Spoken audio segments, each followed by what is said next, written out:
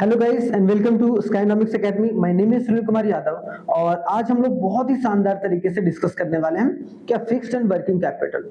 12th ISC के commerce का ये चैप्टर है, ठीक है। 12th आईएससी बोर्ड का जो कॉमर्स का चैप्टर है कौन कैपिटल। और कैपिटल में दो तरीके का कैपिटल होता है, जनरली हम लोग पढ़ते हैं फिक्स्ड एंड वर्किंग कैपिटल। अब कैपिटल से समझना है हमें कि भाई कोई भी बिजनेस को रन करने के लिए, और ये पार्ट फर्स्ट है, ठीक है। इसके बाद हमारा पार्ट सेकंड भी आएगा, ठीक है, और पार्ट थर्ड भी आएगा। तो हम लोग तीन पार्ट में इसको डिस्कस करने की कोशिश करेंगे। अब जो कैपिटल की रिक्वायरमेंट जो होती है वो सभी बिजनेस को होती है कि नहीं। सिंपल सी बात है कि बिना कैपिटल का कोई भी बिजनेस रन नहीं कर सकता है। अब उस कैपिटल को सही तरीके से कहां से लाया जाए भाई, सही तरीके से कहां से लाकर इकट्ठा किया जाए भाई, और उस कैपिटल को हम किस तरीके से अपने बिजनेस में लगाएं ताकि हमारा बिजनेस जो है बहुत अच्छे तरीके से बढ़े। तो उसमें दो चीजें इंपॉर्टेंट रहेंगी, फिक्स्ड कैपिटल क्या होता है, वर्किंग कैपिटल क्या होता है। ये एक बात समझ लेना कि फिक्स कैपिटल जो मशीन्स वगैरह जो खरीदा गया, कोई भी बिजनेसेस के द्वारा क्या खरीदा जाता है, मशीन्स खरीदा गया भाई, या फिर फैक्ट्रीज लगाया गया है ना, फैक्ट्री लगाया गया तो उस पर जो खर्चा हुआ वो एक ही बार खर्चा होता है, that is called the fix capital. Working capital जो हर दिन जो लगाया जाता है, जैसे बिजली का बिल हो गया है कि नहीं, फिर पंखा खराब हो गया, कुछ भी हो गया, वो सब सारा खर्चा जो डे बाय डे एक्टिविटीज को करने के लिए किया जाता है, जैसे कि सैलरीज वगैरह, वो सब सारा क्या होगा, वर्किंग कैपिटल के अंदर आएगा। तो हम लोग कैपिटल के अंदर सबसे जो पहला होगा वो कॉन्सेप्ट क्या पढ़ेंगे भाई, हम लोग बिजनेस फाइनेंस के बारे में। कि कोई भी बिजनेस को रेगुलेट करने के लिए, कोई भी अगर बिजनेस है ना, क्या कोई भी अगर बिजनेस है, अगर उसको रेगुलेशन करना है या फिर रेगुलेट करना है तो उसके लिए क्या चाहिए भाई, फाइनेंस की जरूरत है। क्या चाहिए, पैसे की जरूरत है। बिना पैसे का कोई भी बिजनेस जो है वो रन नहीं कर सकता अगर लॉन्गर पीरियड ऑफ टाइम में अपने आप को वो सस्टेन करना चाह रहा है तो यहाँ पर क्या कि business finance refers to the money and the credit employed in the business firm. Simple सी बात है, बिजनेस फाइनेंस की जितना भी मनी और जितना भी क्रेडिट का मतलब जो भी कर्ज वगैरह ले रहे हैं जिससे एक हमारा बिजनेस जो है वो सही तरीके से, that is called the business finance. अगर और एस्पेक्ट में देखा जाए तो क्या है भाई, in it is that aspect of business which is concern with the arrangement. Business finance में किस तरीके से हम लोग अरेंजमेंट कर रहे हैं, किसका, कैश का और क्रेडिट का, कि कहां से पैसा कैश में आए, ठीक है, चाहे वो अपना पैसा खुद लगा रहे हो या क्रेडिट में लोन वगैरह कहां से आप पैसा ले रहे हो, ठीक है। So that business firm may at all times have a means of a carry out of their operation smoothly, ताकि वो बिजनेस जो है वो अपने वर्क को क्या कर पाए, अपने वर्क को स्मूथली रन कर पाए, है ना। अगर उसको अपने काम को स्मूथली रन करना है तो उसको एक तरीके से बिजनेस फाइनेंस की नीड होगी, और उसी को हम लोग बोलते हैं कि कोई भी पैसा या जो भी बिजनेस पैसा ला रही है कैश के रूप में या फिर क्रेडिट के रूप में, ताकि वो अपने बिजनेस को सही तरीके से स्मूथली रन कर पाए, that is called the business finance. ठीक है, यहाँ पर समझ में आ गया कि बिजनेस फाइनेंस क्या होता है। अब बिजनेस फाइनेंस समझने के बाद इंपॉर्टेंस ऑफ बिजनेस या फिर फाइनेंस फॉर बिजनेस, क्या बोला गया, importance of finance for business, कि कितना इंपॉर्टेंट होता है फाइनेंस एक बिजनेस के लिए। सबसे पहला कि भाई finance is the life blood of business. जैसे हमारे शरीर में ब्लड होते हैं भाई, तो हमारे शरीर में ब्लड है, तो वो ब्लड अगर नहीं रहेगा तो हमारी शरीर एक तरीके से खत्म हो जाएगा भाई, हम लोग डेड हो जाएंगे। सेम उसी तरीके से अगर कोई भी बिजनेस में अगर फाइनेंस नहीं रहेगा तो वो भी बिजनेस खत्म हो जाएगा। तो अगर बिजनेस के लिए लाइफ ब्लड का काम करता है कौन, finance. No business firm can carry on its operation smoothly, वो अपनी बिजनेस ऑपरेशन को कभी भी स्मूथली नहीं चला सकता है, किसके बिना, अगर उसके पास राइट अमाउंट ऑफ फाइनेंस नहीं है, ठीक है।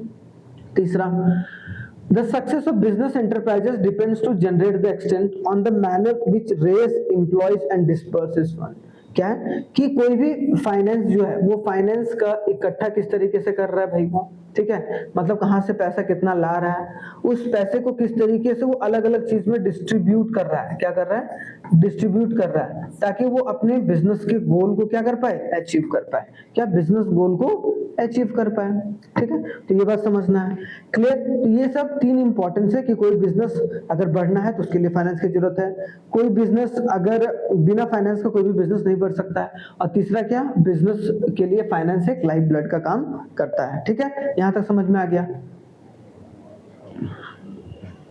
अब आगे आते हैं, इन the business finance is required. किस लिए रिक्वायर्ड होता है भाई, पैसे की जरूरत किस लिए होती है, सिंपल सी बात है, बिजनेस को अगर सेटअप करना है तो उसके लिए क्या अमाउंट की जरूरत है, पैसे की जरूरत है। तो फॉर एस्टेब्लिशिंग एन इंटरप्राइजेस की बिजनेस को सेटअप करने के लिए, शुरुआत में एस्टेब्लिश करने के लिए आपको पैसे की जरूरत है। For purchase of fixed asset and a current asset, fixed asset और करंट एसेट को खरीदने पड़ेंगे भाई आपको। जैसे कि मान लो कि आप अगर ऑफिस खोल रहे हो, आप ऑफिस खोल रहे हो तो आपको वहां पर भाई टेबल भी लगाना है, कुर्सी भी लगाना है, बिजली बिल भी देना है, बहुत सारी चीजें देके चलनी है। इसका मतलब आपको दोनों चीजें जरूरत है, फिक्स्ड एसेट की और करंट एसेट की भी जरूरत है, ताकि हम अपने प्रेजेंट ऑपरेशन को सही तरीके से चला पाए, अपने बिजनेस को सही तरीके से रेगुलेट कर पाए।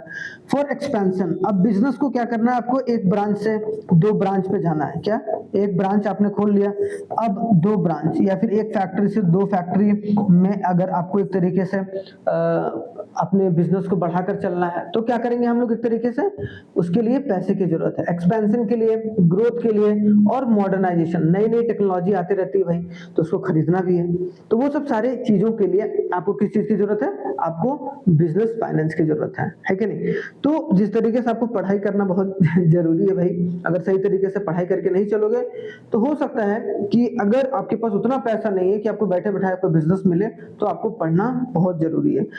अगर आपका बैठे बैठाए भी बिजनेस है तो उसको सही तरीके से रेगुलेट करना भी आपको कॉमर्स पढ़कर चलना बहुत जरूरी है, ताकि आप बिजनेस के सारे एस्पेक्ट के बारे में जान पाओ, ताकि आपका जो ऊपर मैनेजर रखो या कुछ भी रखो तो वो आपको ठग ना पाए, है कि नहीं। तो ये चीजें इंपॉर्टेंट है, समझना है, ठीक है। आते हैं नेक्स्ट, सोर्स ऑफ बिजनेस। अब हमने ये देख लिया कितना इंपॉर्टेंट है बिजनेस के लिए भाई, बिजनेस फाइनेंस, ठीक है, और वो क्यों जरूरत होता है, ठीक है। दूसरा, अब सोर्स ऑफ, अब भाई जरूरत तो है, लेकिन वो सोर्स कहां से हम लोग एक तरीके से बिजनेस फाइनेंस को प्राप्त कर पाएंगे, कहां से वो आ पाएगा बिजनेस फाइनेंस। तो source of finance for the different types of business.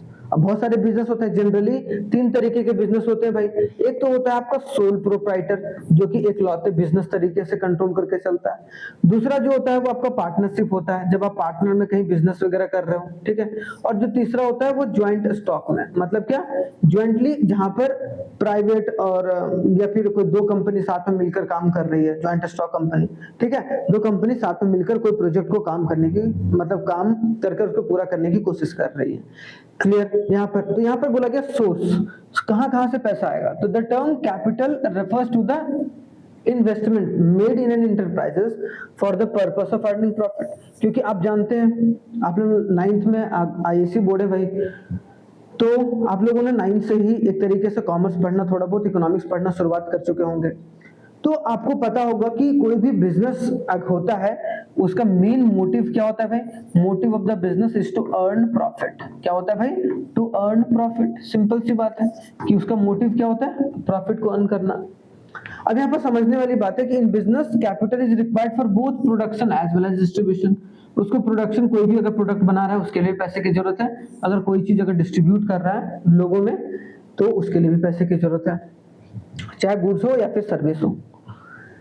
अब सबसे पहले देखते हैं capital for the sole proprietor business. Sole proprietor क्या होता है भाई, जहां पर मैनेज और कंट्रोल कोई भी बिजनेस को अगर एक बंदे के द्वारा किया जा रहा है, कोई एक बंदा है, 1 पर्सन कंपनी हम लोग बोल सकते हैं, 1 पर्सन कंपनी इसको बोल सकते हैं। क्या बोल सकते हैं भाई, 1 पर्सन कंपनी।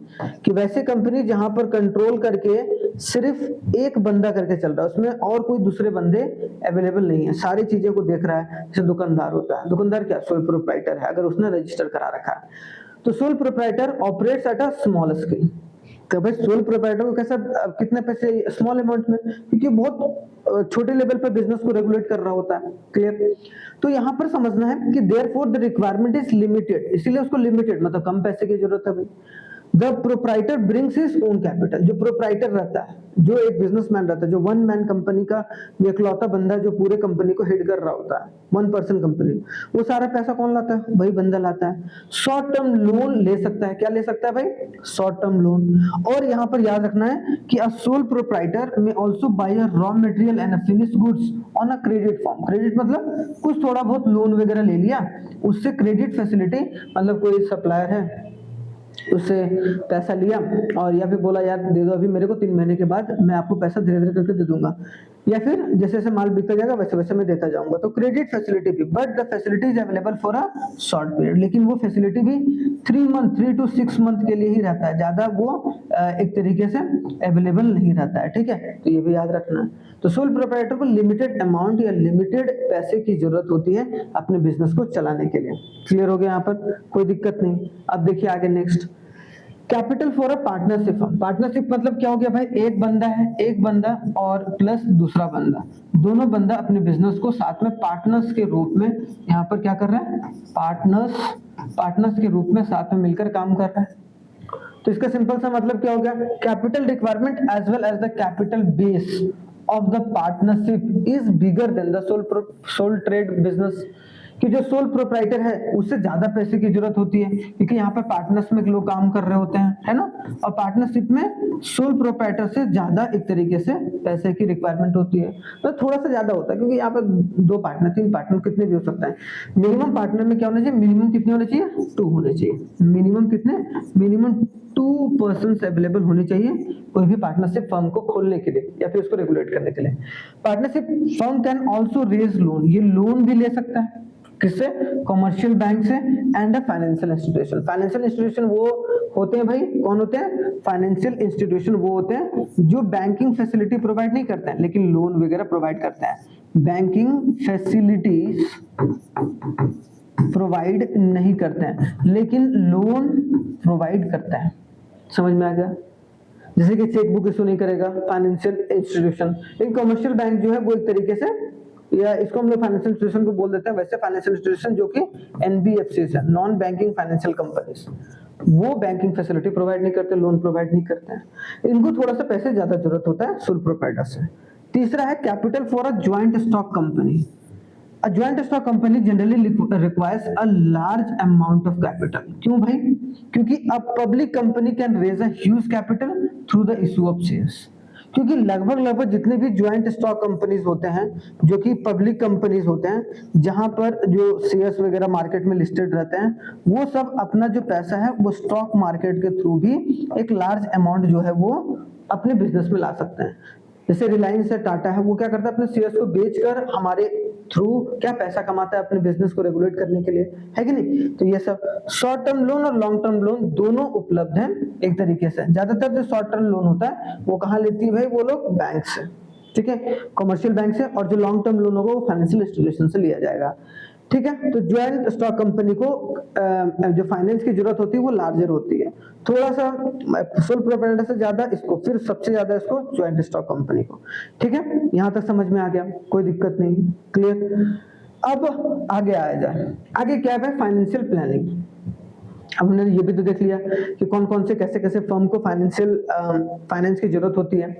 अब हम लोग ये देखते हैं कि फाइनेंस की आखिरकार प्लानिंग कैसे करनी है, क्योंकि planning is the most important thing. जैसे कि मान लो कि आप स्टडी यूपीएससी की तैयारी करना चाह रहे हो, सीए का तैयारी करना चाह रहे हो, तो भाई उसके लिए प्रॉपर प्लानिंग की जरूरत है, हाँ या ना। तो उस प्लानिंग को अगर सही तरीके से नहीं करोगे तो क्या आप उस चीज को क्लियर कर पाओगे, बिल्कुल नहीं। तो अगर आपको प्रॉपर तरीके से पूरा कंप्लीट करके चलना है, प्रॉपर तरीके से एकदम मतलब मक्खन के जैसा एकदम जीवन में चलना है, तो आपको प्लानिंग करके चलनी पड़ेगी मजे से। वही बात है कि अगर कोई बिजनेस जो है वो अपनी फाइनेंस को प्लान करके नहीं चलेगी तो उसका business longer period of time में ग्रोथ नहीं कर पाएगा। तो अगर उस बिजनेस को ग्रोथ करना है तो उसको क्या करना पड़ेगा, एक्सपैंड करना है, तब उसको क्या करना पड़ेगा, एक्सपैंड करने के लिए भी फाइनेंशियल प्लानिंग की जरूरत है, हाँ या ना। तो वही बोला गया, financial planning is a process of estimating the financial requirement, कि कितने पैसों की जरूरत है, कितना फाइनेंशियल रिक्वायरमेंट है, क्या है भाई, कितना फाइनेंशियल रिक्वायरमेंट है हमारे बिजनेस को, ठीक है। एक तो रिक्वायरमेंट कितना रिक्वायर्ड है भाई, कहां से हम पैसा प्राप्त कर सकते हैं, how the fund can be raised, उसको क्या, how the fund can be raised, funds can be raised, कैसे हम लोग क्या कर सकते हैं, फंड को रेज कर सकते हैं। और दूसरा कि उसका यूज कैसे करें, how to use those fund, how to use those fund, ये जरूरी है ना। आप किताबें लेने से आपका पढ़ाई तो नहीं हो जाएगा ना, पैसे आ जाने से अपने आप तो उपयोग हो नहीं जाएगा, अपने आप तो यूटिलाइज होगा नहीं। तो फाइनेंशियल जो रिक्वायरमेंट होता है या रिक्वायर्ड कितना है, फाइनेंशियल कितना रिक्वायर्ड है, वो पूरा करने के बाद ये दोनों चीज डिसाइड करना जरूरी कि वो पैसा how the fund can be raise, की कहां से किया जा सकता है, उसके थ्रू पूरा फाइनेंशियल रिक्वायरमेंट पूरा कर पाए, और how to use those funds, और उस फंड का इस्तेमाल हम लोग कहां कहां किस तरीके से करेंगे ताकि हमारी बिजनेस जो है वो एक तरीके से गोल अचीव कर पाए। फीचर्स क्या हो गया, सबसे पहला financial planning involves the deciding when and how and why of a financial activities, कि कब पैसा क्यों चाहिए, कैसे चाहिए, वो सब सारी चीजें।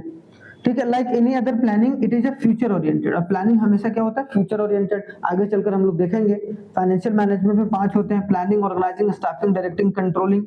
ठीक है, एक एक कर देखेंगे, उसमें चीजों को समझ के चलना है। The scope of financial planning is wide, इसका स्कोप क्या है भाई, वाइड।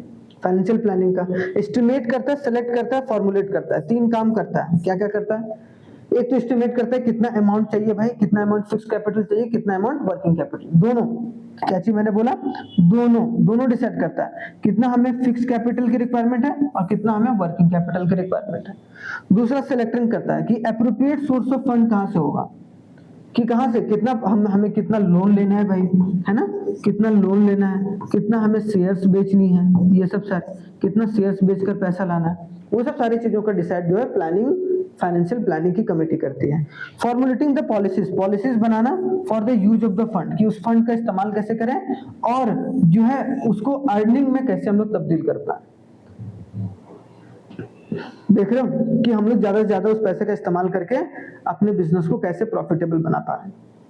तो ये है आपका फाइनेंशियल प्लानिंग और फीचर्स। इसका जो पूरा पीडीएफ है वो चैप्टर खत्म होने पर इस टेलीग्राम पर डल जाता है, तो आप ज्वाइन करके रखिए, कभी भी ये डल जाता है। ठीक है, तो ये थोड़ा सा आप लोग ध्यान देकर चल सकते हैं। आगे आते हैं नेक्स्ट ही बोला है importance of financial planning. Importance जरूरी है भाई, क्यों भाई, अब हर एक चीज की इंपॉर्टेंस, और ये इंपॉर्टेंट भी है।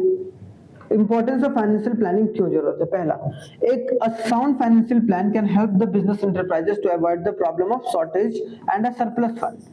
कि भाई देखते बहुत सारे बिजनेस को अपने उनके फंड में शॉर्टेज हो जाता है, पैसे की कमी, और पैसे ज्यादा भी ना हो जाए, क्योंकि ज्यादा हो जाएगा तो करप्शन अलग थलग पड़ जाएंगे, तो वो चीज ना हो, इसीलिए एक तरीके से हम लोग क्या करके चलते हैं, फाइनेंशियल प्लानिंग करके चलते हैं। दूसरा, financial planning serves as a guide of a developing a sound capital structure, कि आपके साउंड कैपिटल स्ट्रक्चर की कैपिटल जो स्ट्रक्चर होगा वो आपका कैसे अच्छा हो भाई, उस चीज को प्रॉपर तरीके से चेक एंड बैलेंस करके चलता है। और साथ ही साथ आपके शेयर होल्डर को प्रॉफिट कैसे हो, क्योंकि अगर आप शेयर होल्डर को प्रॉफिट नहीं पहुंचा पा रहे हो तो वो फिर आपके शेयर्स को बेच देगा, या आपके शेयर्स के भाव नहीं बढ़ेंगे, तो उसको थोड़ा सा आपको सही से कंट्रोल करके चलना जरूरी है।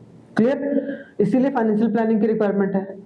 Financial planning helps in the effective utilization, कि आपका जो फंड है उसका इस्तेमाल जो है इफेक्टिव तरीके से हो पाए, इसीलिए रिक्वायरमेंट है। ठीक है, ताकि वेस्ट ना हो। Actual utilization of fund can be kept in the accordance with a plan, और भाई हम लोग ये देख सकते हैं कि हम लोग जो प्लानिंग किए थे उसके हिसाब से क्या हमारा फंड रिलीज हो रहा है कि नहीं हो रहा है, क्या उसमें कुछ ऊपर नीचे करना है या नहीं करना है, वो सब सारी चीजें। It helps the company to prepare in facing the business shocks and surprises. Business के अगर कोई शॉक, जैसे कोविड आ गया था अचानक से, तो अगर जो अपने आप को 30 मार खा समझ रहा होगा कि भाई हम प्लानिंग करके नहीं चलेंगे, ऐसे खर्चा करेंगे, वो तो गया काम से, कंपनी डूब गई होगी। तो प्रॉपर तरीके से शॉक्स एंड सरप्राइजेस कोई हो तो उससे निपटने के लिए हमें एक तरीके से किसकी जरूरत है, फाइनेंशियल प्लानिंग की।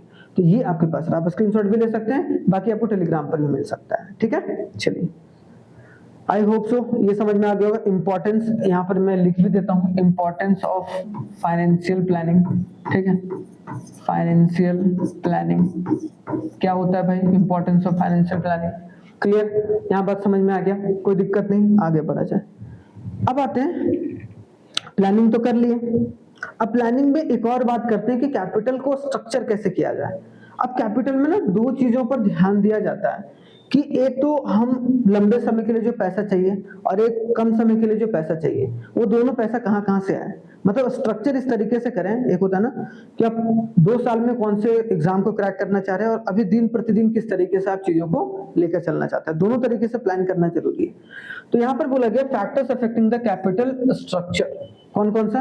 तो यहाँ पर सिंपल सी बात है, capital structure refers to the specific mix of the debt and equity. याद रखना कैपिटल स्ट्रक्चर में 2 बातें होती हैं कि आप कर्जा कहां से लेंगे भाई, और डेट कितना आप ले रहे हैं और कितना आप अपनी इक्विटी को डायलूट कर रहे हैं। इक्विटी का मतलब कि जो आप अपनी शेयर्स को बेचकर पैसा एक तरीके से लाएंगे पब्लिक के थ्रू या फिर अलग अलग प्लेटफॉर्म के थ्रू, ठीक है।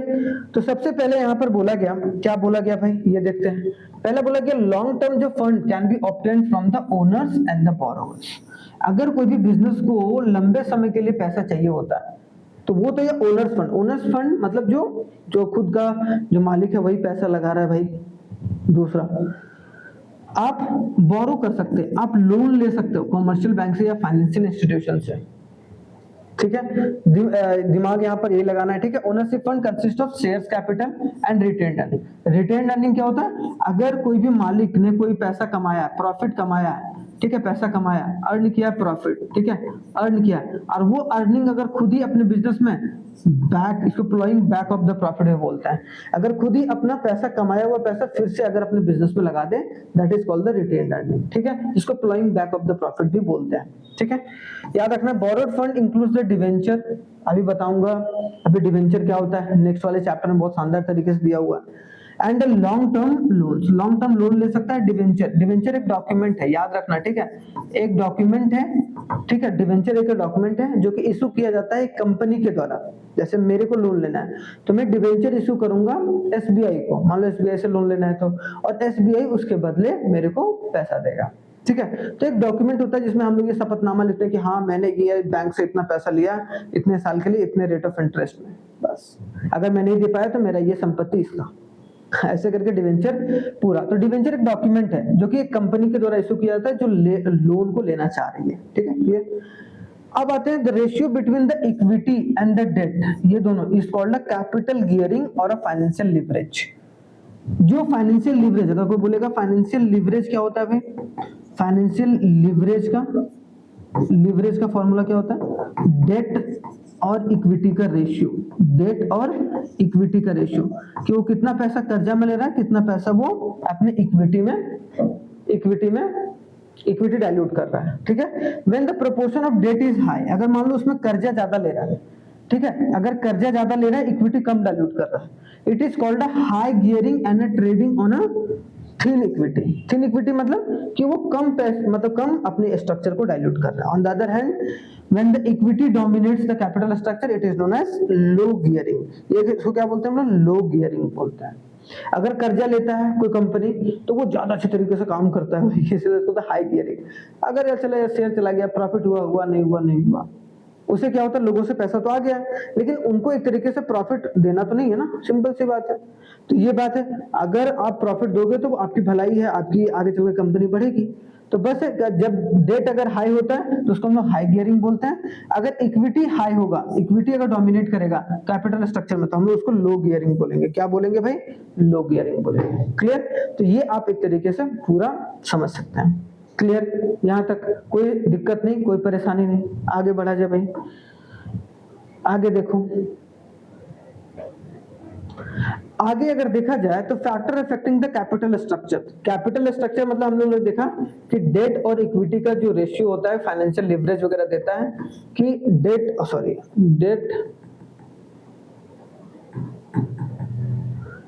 और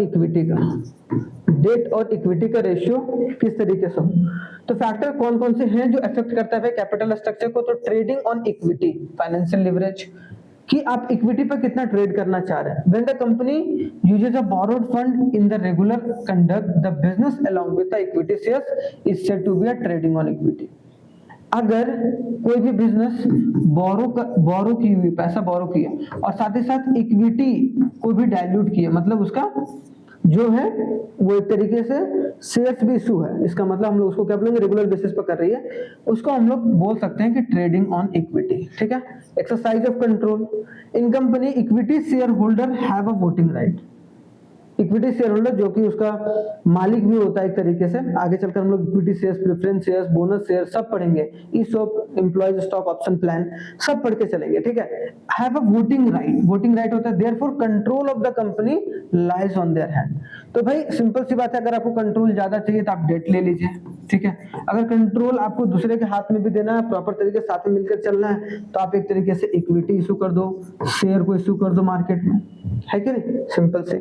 need for flexibility, a good capital structure, एक कैपिटल स्ट्रक्चर अच्छा कब होता है भाई, जब वो फ्लेक्सिबल होता है। मतलब इस तरीके से आप कैपिटल स्ट्रक्चर को स्ट्रक्चर कीजिए ताकि डेट इक्विटी कैपिटल जो है वो आपके कंपनी के डिसीजन मेकिंग पर प्रभाव ना दे पाए। मतलब क्या, डिसीजन मेकिंग पर कोई भी फोर्सफुली की अब ये डिसीजन लो, अगर ऐसा कुछ हो जाता है तो दिक्कत वाली बात है। कॉस्ट ऑफ फाइनेंसिंग ये भी देखा जाता है भाई कि भाई कहां पर ज्यादा पैसा लग रहा है। सिंपल सी बात है, अगर आप इक्विटी इशू कर रहे हो, ठीक है, इक्विटी इशू कर रहे हो मार्केट में और उससे पैसा प्राप्त कर रहे हो, इसमें एक तरीके से रिस्क कम है, क्या है, रिस्क कम है, लेकिन कैपिटल ज्यादा लगता है इसमें, जिसको हम लोग फ्लोटिंग कैपिटल बोलते हैं। क्या बोलते हैं, फ्लोटिंग कैपिटल। फ्लोटिंग कैपिटल क्या लगता है, ज्यादा लगता है। लेकिन दूसरे तरफ से अगर देखा जाए, अगर आप कर्ज ले रहे हो तो आपका एक तरीके से क्या रहेगा, रिस्क ज्यादा रहेगा, क्योंकि आपको समय समय पर कर्जा देना है भाई, मतलब समय समय पर इंटरेस्ट देना है, और ऊपर से फ्लोटिंग जो कैपिटल रहेगा वो एक तरीके से कम लगेगा, आपको पैसा कम लगेगा, फ्लोटिंग कैपिटल कम लगेगा। क्लियर। तो कॉस्ट ऑफ फाइनेंसिंग पर भी ध्यान दिया जाता है जब हम कैपिटल स्ट्रक्चर को बना रहा होता है, ठीक है।